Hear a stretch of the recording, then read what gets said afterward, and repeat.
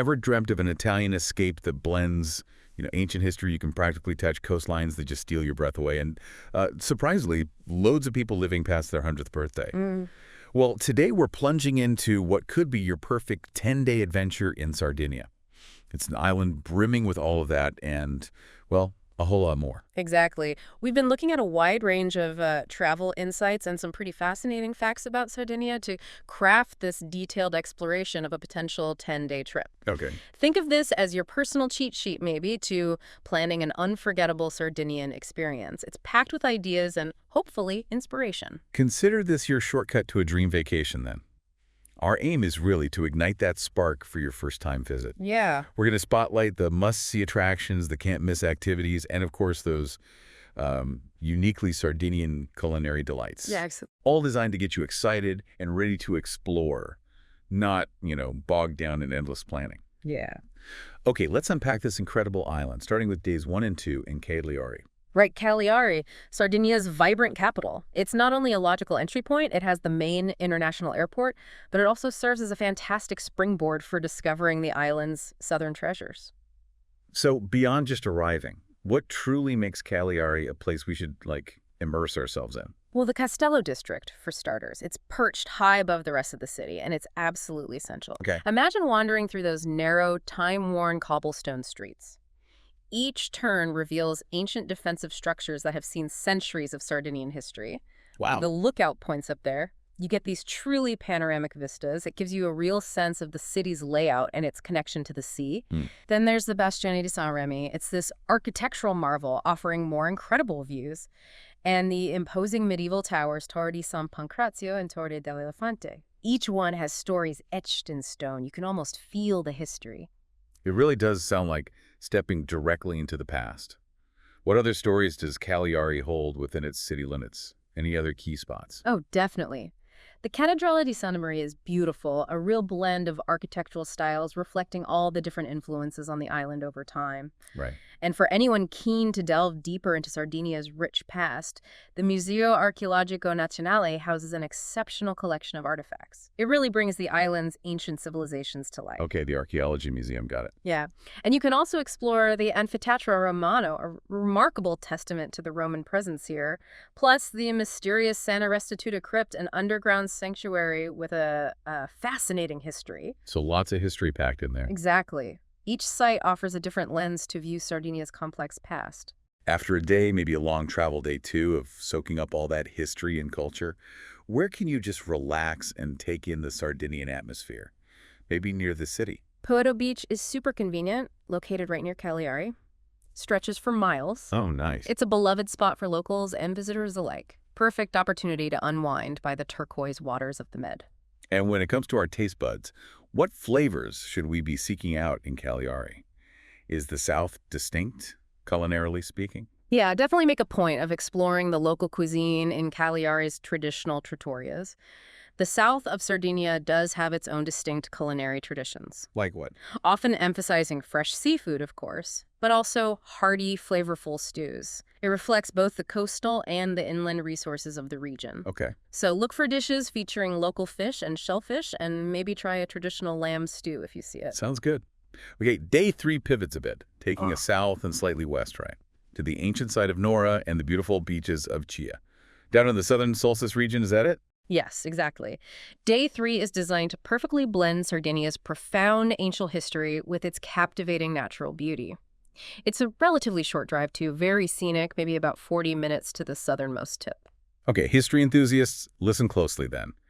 What exactly awaits us at the Nora archaeological site? What makes it so compelling? Nora is truly remarkable. It was founded by the Phoenicians way back around the 8th century BC. Wow, that old. Yep.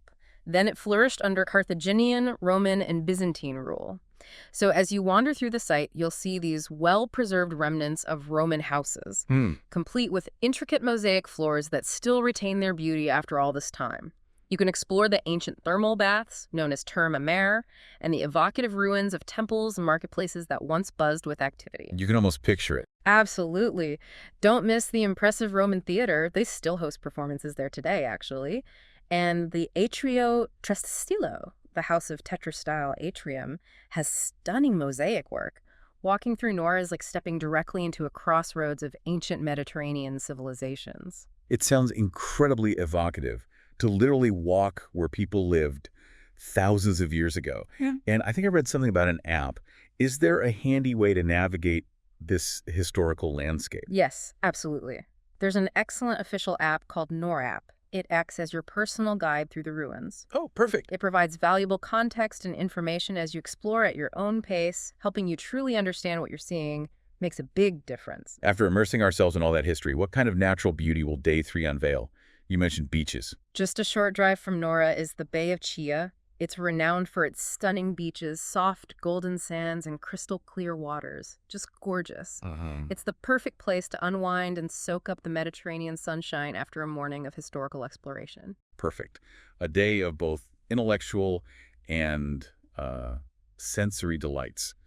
And when we're in the Chia area, should we continue our culinary exploration with more seafood?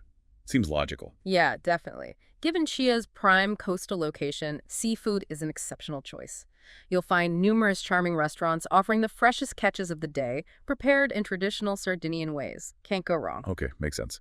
Day 4 sees us journeying eastward to Capo Carbonara and the town of Villasimius. This sounds like another opportunity to be awestruck by Sardinia's coastline. What makes this area so special? You're right. Capo Carbonara, roughly an hour east of Cagliari, is widely considered one of the most breathtaking stretches of coastline in Sardinia. Seriously. Yeah. Yeah, it's a dramatic, rocky headland that extends south of Villasimius, creating a protected marine area of incredible beauty. Paint us a picture then. What landscapes can we expect there? Okay, picture this. The unbelievably picturesque white sand of Spiagge di Porto Giunco, lapped by impossibly turquoise waters that seem almost like too vibrant to be real. And standing sentinel over the stunning scene is the Torre di Porto Giunco, an ancient tower. Oh. If you take the short hike up to it, you'll be rewarded with truly unforgettable panoramic views of the coastline and the surrounding lagoons. Worth the effort. That sounds like something straight off a postcard. And I hear there's a chance to spot some rather elegant wildlife in this area. Something about flamingos. Yes, that's right. At Stagno Notary, which is a lagoon situated near Porto Giunco, you can often observe graceful pink flamingos in their natural habitat. No way, pink flamingos. Yeah, it's quite a captivating sight to see these vibrant birds wading in the shallow waters. A nice little bonus. What a delightful surprise. And when hunger strikes in Villasimius, what should we be looking forward to? Still seafood. Villasimius is another haven for fresh seafood lovers. The town and its surrounding coastal areas boast many excellent restaurants where you can savor delicious seafood pasta dishes, expertly grilled fish, and other tantalizing local specialties. Sounds consistently amazing on the coast. All right, day 5 is a transition day, guiding us north towards Alghero on the western coast, but with a highly recommended stop in the charming town of Bosa along the way. Precisely. This is a scenic driving day that offers a delightful break in the journey. Bosa is located roughly halfway between Cagliari and Alghero, maybe a bit more towards Alghero, nestled along the banks of the Timo River. It's the only navigable river in Sardinia, actually. Oh, interesting. What is it about Bosa that makes it such a worthwhile detour? Bosa is renowned for its incredibly colorful houses. They cling to the hillside, cascading down towards the river in a truly picturesque, almost painterly fashion. It's very photogenic. I've seen pictures, yeah. And dominating the skyline at the top of the hill is the imposing castle Malaspina. It offers not only historical intrigue, but also provides stunning views of the town and the surrounding countryside. It sounds like the kind of place where you just want to lose yourself in those winding streets for a bit. Absolutely. The narrow, cobbled streets and vibrant laneways are perfect for just a leisurely exploration. And while you're soaking in the atmosphere, indulging in a delicious Italian gelato is practically mandatory. Okay, a quintessential Italian experience. Now, after our charming interlude in Bosa, we continue our journey to Alghero. What will greet us upon arrival on the west coast? What's the vibe?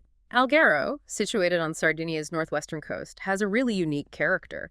Upon arrival, if you still have some energy after your drive, I highly recommend taking a stroll along the seaside lungomare as the sun begins to set. The lungomare. Like a promenade. Exactly, a seaside walkway. The views over the water are spectacular, and it's a wonderful way to get your first sense of this fascinating town. That sounds like the perfect way to set the stage for the next couple of days. And for our initial dinner in Alghero, what culinary delights await? Alghero's historic center is a treasure trove of restaurants. Really atmospheric. It's an ideal place to enjoy your first dinner there. Perhaps venture to try some of the local seafood, or maybe a dish that hints at Alghero's distinct Catalan influences. Catalan influences, right? I remember reading that. Days 6 and 7 are dedicated to fully exploring Alghero itself. Tell us more about what makes this city so unique. Well, Alghero boasts this captivating history. It was under the rule of the Crown of Aragon for a significant period. Okay. And this has resulted in a lasting cultural impact. So much so that some of the older residents of Alghero still speak a dialect of Catalan. Really? Still? Yeah, it's a truly distinctive cultural facet of the city. You'll notice it in street names, maybe hear it spoken, and even see it in some local customs. That's quite unique for Italy. That's a surprising and intriguing detail. So, what are the absolute must-see sites that Alghero has to offer within the Old Town? The historic center itself is just a captivating labyrinth of charming alleyways and piazzas. Really fun to get lost in. You should definitely visit the impressive cathedral with its distinctive octagonal bell tower. You can climb it for great views. Also, check out the beautiful churches of St. Michael with its colorful tiled dome, and St. Barbara, which is the oldest. Each showcases different aspects of the city's architectural heritage. Okay, Cathedral, St. Michael, St. Barbara. And Alghero also has a strong tradition of crafting jewelry from red coral, which is found in the surrounding waters. It's called the Coral Riviera. Ah, red coral. Yeah, and you can learn more about this fascinating craft at the Coral Museum. See how it's harvested and worked. Red coral specialties, definitely something to keep an eye out for. What about opportunities to enjoy the sea in Alghero itself? Is there a town beach? Yep, you can easily take a pleasant walk along the Lungomare, that seaside promenade again, to Lido San Giovanni Beach. It's a popular spot, sandy, good for swimming, sunbathing, or just relaxing by the sea. Very accessible. Perfect. And you mentioned the ramparts before. Yes. As I mentioned, witnessing the sunset from the Alghero ramparts, the ancient defensive walls that encircle the old town, is an absolute must. Grab a drink at one of the bars up there. Truly unforgettable experience. That's incredibly romantic. Okay, day 7 opens up some possibilities for exploring the areas surrounding Alghero, doesn't it? Like day trips. Yes, there are several very worthwhile excursions to consider. One of the most popular, and for good reason, is a visit to the breathtaking Neptune's Caves, Grotta di Nettuno. Ah, yes, I've heard of those. How do you get there? You have two main options. You can reach them either by driving to the Capocacci headland and descending this long staircase, the Scala del Cabrol, like 650 steps carved into the cliff face, dramatic entrance. Wow, 650 steps. Or, probably easier, you can take a scenic boat trip directly from the Alghero harbor. This also gives you a different perspective of the dramatic coastline leading up to the caves. Those caves look absolutely stunning in photographs. What other natural wonders are within easy reach of Alghero? Well, you can further explore the dramatic Capocaccia headland itself, where the entrance to Neptune's Caves is located. It's a protected area. Okay. And also discover the Porto Conte Regional Natural Park nearby. This park offers a variety of hiking trails with spectacular coastal views, forests, opportunities to connect with Sardinia's wilder beauty. Hiking sounds good. Any other beaches nearby worth checking out? Yeah, if you're looking for a different beach experience, Portofino Beach is well worth a visit. It's known for its reddish sand, bigger waves, sometimes popular with surfers, and it has a more rugged, natural feel compared to the Lido. Portofino. Got it. So, plenty to keep us engaged around Alghero for a couple of days. And gastronomically speaking, beyond the red coral-themed items, what else should we be sure to sample, especially thinking about that Catalan link? Given Alghero's historical ties to Catalonia, I highly recommend trying a seafood paella. Paella in Italy. Yes. You'll find many local restaurants that prepare their own delicious Sardinian version of this classic dish. It often incorporates the fresh seafood that's so abundant there, maybe with frigola, that Sardinian pasta. Interesting. And of course, continue to indulge in the various fresh seafood preparations available everywhere along the coast. Lobster is a big thing in Alghero, too. Okay, lobster noted. Day 8 marks a shift as we journey northeast to Palau. You describe this as the gateway to the magnificent La Maddalena archipelago. This really does sound like a highlight of the trip. It absolutely is. Palau is a lively resort town situated in the northeastern corner of Sardinia, right opposite the islands.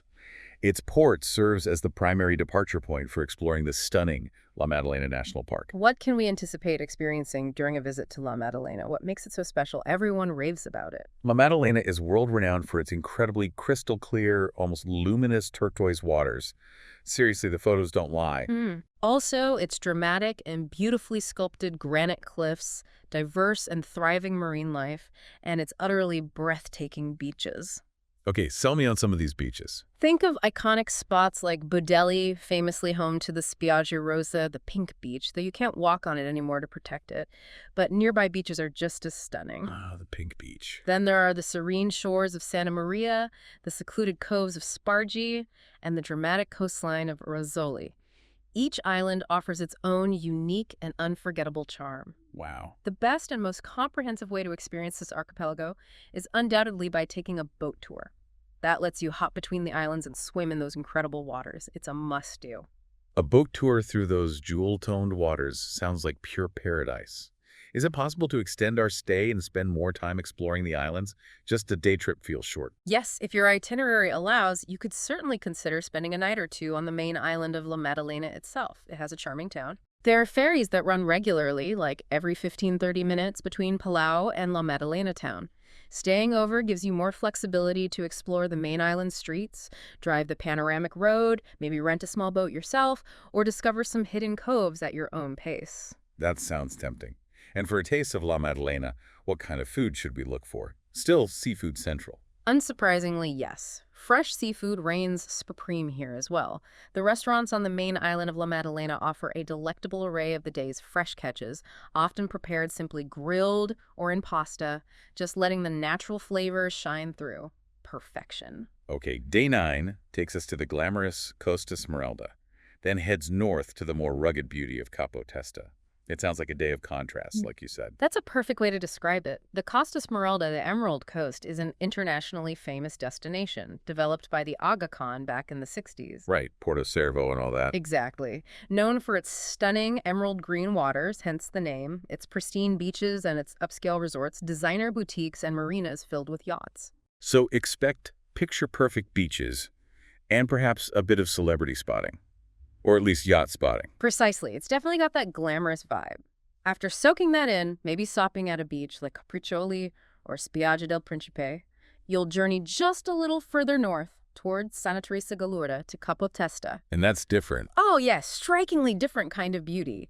Here you'll encounter these colossal, wind-sculpted granite rock formations right at the edge of the sea. They look like giant sculptures. It creates a dramatic and almost otherworldly landscape. Sounds amazing. It's a fantastic area for hiking. There are trails winding through the rocks photography or just marveling at the power of nature. Valle de la Luna there is particularly famous. Sounds like a photographer's dream. Is there anything else of interest to see in that northernmost part of Sardinia near Capo Testa? Nearby, you'll find La Fortezza di Monte Atura, an imposing military fortress built in the late 19th century. It's quite well preserved. It offers not only historical insights, but also breathtaking panoramic views across the Strait of Bonifacio towards the island of Corsica. It's remarkably close from this northern tip of Sardinia. You can easily see it on a clear day. Wow. Seeing Corsica. Yeah. And to get a flavor of the Costa Smeralda lifestyle, maybe if we stop for lunch or a coffee, what kind of culinary experiences should we anticipate? Expensive. Well, the Costa Smeralda definitely offers a range of more upscale dining options, especially in places like Porto Cervo. Right. You'll find excellent restaurants serving refined Italian and international cuisine, often with a strong emphasis on fresh, high-quality local ingredients and elegant presentation. It can be pricey, yes, but you can also find more moderate options, especially outside the main hubs. Okay, good to know. Finally, day 10 brings us to the east coast and the town of Calaganone, setting the stage for our exploration of the dramatic Gulf of Vorosei.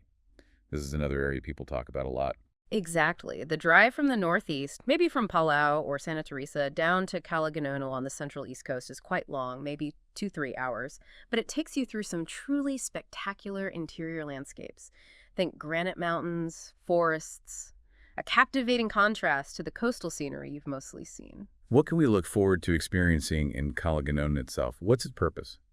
Calaganone is a charming seaside town nestled at the foot of mountains right on the coast. It serves as the primary gateway for discovering the breathtaking Gulf of Orosei. Okay, and the Gulf. This stretch of coastline is famous for its towering limestone cliffs that plunge straight into the sea, its hidden sea caves like the Marino Caves, and its secluded, pristine beaches, Cala Luna, Cala Cicine, Cala Mariolu, Cala Gallaritzes, truly some of Italy's best beaches. Wow. But they're largely accessible only by boat or via quite strenuous hiking trails, so it promises a sense of adventure and discovery. You usually take boat trips from Cala Ganone Harbor. Sounds wonderfully adventurous. And for our farewell dinner, perhaps, on this incredible 10-day Sardinian journey, what should we eat in Calaganone? In Calaganone, you should definitely seek out a restaurant offering traditional Sardinian cuisine. Since you're now on the East Coast, closer to the interior traditions too, Right. this might be your chance to try the renowned Prosecco, the slow-roasted suckling pig. It's a beloved and iconic dish, particularly from the nearby interior Barbegia region. Ah, the suckling pig, finally. Or perhaps a generous plate of hearty seafood pasta, like culurgiones, a type of ravioli, with a seafood sauce, showcasing the fresh bounty of the Mediterranean right there. Okay, options sound great. Throughout this journey, we've certainly touched upon the food, but Sardinian cuisine really does seem to have a character all its own. Let's maybe recap or delve a little deeper into some of its unique highlights. Sardinian cuisine is indeed quite special, very distinct from mainland Italy in many ways, shaped by the island's history, its pastoral traditions inland, its coastal resources. One staple you'll encounter almost everywhere is pane carasso. It's that very thin, crisp flatbread, often called carta musica, music paper, because it's so delicate. Right, the crispy bread. It's typically served as an accompaniment to meals, maybe drizzled with oil, or used in dishes like pane frittau, layered with tomato sauce and egg. Incredibly versatile. And then there's a certain cheese that has gained quite a reputation. Should we even mention it? Ah, yes, casu marzu. The maggot cheese, well, it exists. What? It's a traditional pecorino cheese that undergoes a unique fermentation process involving live cheese fly larvae. Okay. It's certainly considered a very particular delicacy by some Sardinians, and yes, it's definitely not for everyone, quite pungent, but it is a fascinating, if perhaps slightly shocking to outsiders, example of Sardinia's deeply rooted, no-nonsense culinary traditions, maybe best read about than sought out unless you're very adventurous. Right, perhaps that's one we can appreciate from a safe distance. Now, porchadou, the slow-roasted suckling pig, that sounds much more universally appealing and truly delicious. Prosecco is an absolute must-try if you get the chance, especially if you venture into the island's interior or find a good agriturismo. Okay. The slow roasting, traditionally over embers of aromatic wood like myrtle or juniper, imparts this wonderful smoky flavor and results in incredibly crispy skin and succulent, tender meat. It's a real celebration dish, a centerpiece of local tradition. My mouth is watering already. Ah. And of course, we can't overlook the sheer abundance and freshness of the seafood, given Sardinia's massive coastline. Absolutely not. With around 1,850 kilometers of coastline, that's nearly a quarter of Italy's entire coastline. Wow, I didn't realize it was that much. Yeah, it's huge. So it's no surprise that fresh seafood is a cornerstone of Sardinian cuisine, particularly in all the charming coastal towns we've explored in our itinerary. From succulent grilled fish and rock lobster to flavorful seafood stews and pasta dishes like spaghetti with bottarga, cured fish roe, the options are endless and incredibly fresh. Sounds amazing. And to perfectly complement these culinary delights, what local wines should we be seeking out during our trip? You mentioned Vermentino and Cannonau. Yes, Sardinia boasts some excellent and distinctive wines that are gaining more international recognition. For white wine lovers, I highly recommend trying Vermentino di Gallura, DOCG. Gallura is in the northeast near where La Maddalena is. It's known for its crispness, minerality, and lovely aromatic notes perfect with seafood. Vermentino di Gallura. Got it. And for red wine enthusiasts, Cannonau is the star. It's Sardinia's most planted grape, essentially Grenache. Oh, okay. It produces robust, fruity red wines, often with hints of herbs and spices. Cannonau di Sardegna DOC pairs beautifully with the island's heartier dishes like lamb, game, and definitely the porchadou. There are other interesting native grapes too, like Monica and Carignano for reds, or Nuragas for white if you want to explore further. This 10-day itinerary truly seems to showcase the incredible diversity of Sardinia, from its, world-class beaches and rugged mountains to its wealth of fascinating historical sites. It really does try to capture that mix. Sardinia is an island just steeped in history. We mentioned Nora, but there are over 7,000 prehistoric archaeological sites scattered across its landscape. It's incredible. 7,000. Yep. The most famous are the Nuraghe monuments. These unique megalithic structures, stone towers, and complex settlements dating back to the Bronze Age, around 1500 BCE or even earlier. The Nuraghe. Right. They're particularly significant, unique to Sardinia, and still hold many mysteries about the Nuragic civilization. These ancient stone towers are a defining feature of the Sardinian landscape. You'll see them dotted around. Sunuraxi di Baromini is a UNESCO site, maybe the most famous example. It's astonishing to contemplate that history stretching back millennia right there. And speaking of the passage of time, Sardinia also has this remarkable reputation for longevity, doesn't it? The Blue Zone thing. Indeed. Sardinia is recognized as one of the world's 5 original Blue Zones regions where people live significantly longer, healthier lives than average. That's amazing. It has an exceptionally high number of centenarians, especially male centenarians, actually, which is unusual. The village of Villagran Strisali in the mountainous Ogliastra region is particularly notable for its remarkable concentration of individuals living past the age of 100. Why? What's the secret?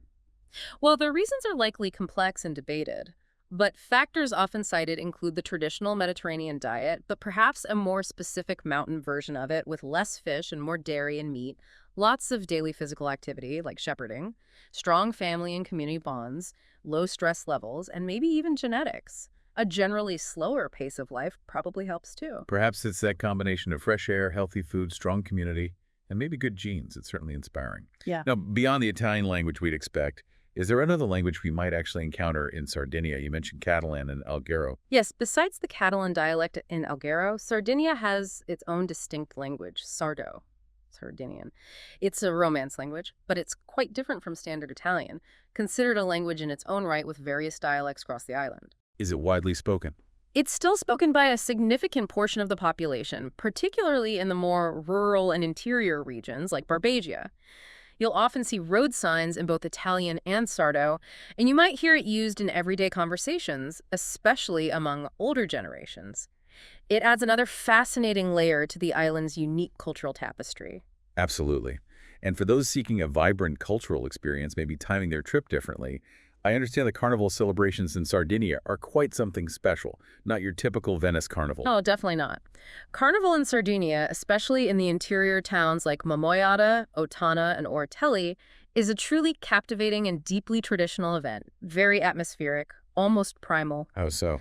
The processions feature figures like the Mammothones, dressed in black sheepskins, wooden masks carrying heavy cowbells, and the Isoadors, who wear braider costumes and try to capture people with lassos. These rituals are unlike any other carnival celebration in Italy and offer a powerful glimpse into Sardinia's ancient pagan past and pastoral traditions. It's quite intense.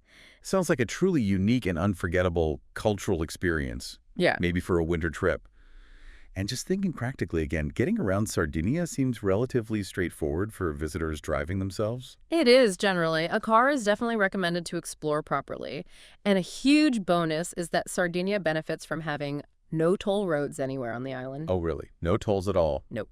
That can make driving around the island more economical compared to mainland Italy. Roads are generally decent, though can be winding in the mountains. Good tip. And access to the island. Easy. There are 3 main international airports, Cagliari in the south, CAG, Olbia in the northeast, OLB, serving the Costa Smeralda, and Alghero Fertilia in the northwest, AHO.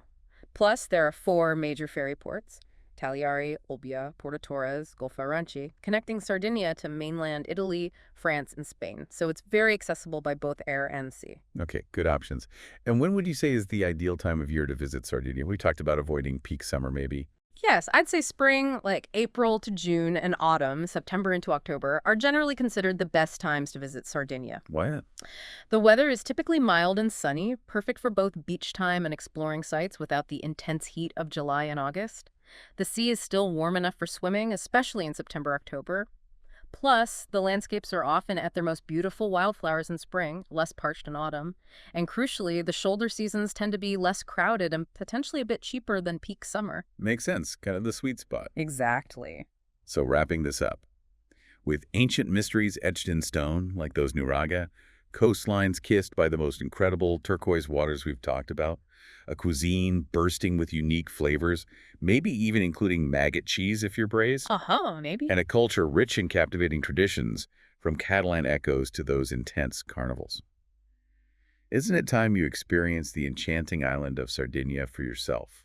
Picture yourself there now. What hidden cove, what ancient ruin, what amazing meal will you explore first? Absolutely. We sincerely hope this deep dive has, ignited your wanderlust and provided you with a comprehensive and inspiring overview for planning your own Sardinian adventure. Yeah, hopefully at you thinking. Perhaps you're already imagining yourself wandering through those ancient ruins at Nora, savoring some fresh grilled fish by the sea in Alghero, or maybe taking that boat trip around La Maddalena. The diverse beauty and rich culture of Sardinia are really waiting to be discovered. It's a special place.